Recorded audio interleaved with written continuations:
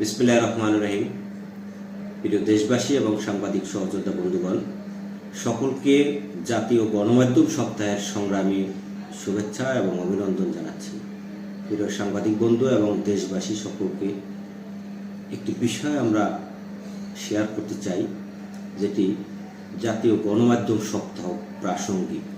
আপনারা জানেন যে এই সমাজে বিভিন্ন শ্রেণী পেশার মানুষের বিভিন্ন দিবস আছে, সপ্তাহ রয়েছে, যেটি রাষ্ট্রীয়ভাবে উদযাপিত হয়। যেমন মৎস্যজীবীদের জন্য মৎস্য সপ্তাহ রয়েছে, কৃষকদের জন্য কৃষি সপ্তাহ রয়েছে, শিক্ষকদের জন্য শিক্ষা সপ্তাহ রয়েছে, চিকিৎসকদের জন্য চিকিৎসা সপ্তাহ রয়েছে, পুলিশের জন্য পুলিশ সপ্তাহ রয়েছে। এরকম সমাজের সকল শ্রেণী পেশার মানুষের সপ্তাহব্যাপী রাষ্ট্রীয় আয়োজন রয়েছে।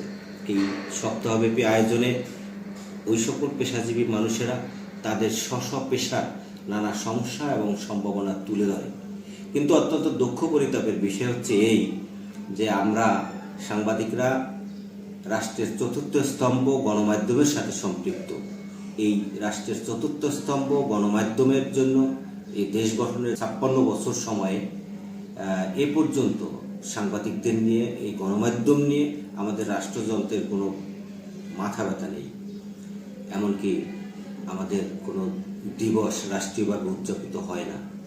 তো আমরা আগামী 1 থেকে 7 মে জাতীয় গণমাধ্যম সপ্তাহ এবছর 10মবারের মতো উদযাপিত হচ্ছে। এই 10মবারের মতো গণমাধ্যম সপ্তাহ উদযাপনকে কেন্দ্র করে প্রতি বছরের ন্যায় এবছর আমরা 12 এপ্রিল এই গণমাধ্যম সপ্তাহকে রাষ্ট্রীয় স্বীকৃতির দাবিতে মাননীয় প্রধানমন্ত্রী বরাবরে আমরা একটি স্মারকলিপি দিচ্ছি। এই স্মারকলিপির মাধ্যমে আমরা চাচ্ছি যে জাতীয় গণমাধ্যম সপ্তাহকে রাষ্ট্রীয় স্বীকৃতি দেওয়ার জন্য আমরা আহ্বান জানাবো দেশের সকল সাংবাদিক সংগঠন যেন এই দাবির সাথে, সাংবাদিকদের এই ন্যায়সঙ্গত দাবির সাথে সারা দেশের সকল সাংবাদিক এবং সাংবাদিক সংগঠন ঐক্যবদ্ধভাবে আগামী 12 এপ্রিল মাননীয় প্রধানমন্ত্রী বরাবরে এই সপ্তাহটিকে রাষ্ট্রীয় স্বীকৃতির জন্য স্মারকলিপি পাঠান। জেলা উপজেলা পর্যায় থেকে জেলা পর্যায়ে ডিসির মাধ্যমে এবং উপজেলা পর্যায়ে উপজেলা নির্বাহী অফিসারের মাধ্যমে এই স্মারকলিপিটি পাঠিয়ে আমাদের এই 14 দফা দাবি আদায়ের আন্দোলনের সাথে আপনারা সম্পৃক্ত হবেন। পাশাপাশি আগামী 1 থেকে 7 মে সকল জেলা উপজেলায় এই সপ্তাহটি যথাযথ মর্যাদায় পালনের জন্য আমরা আহ্বান জানাবো।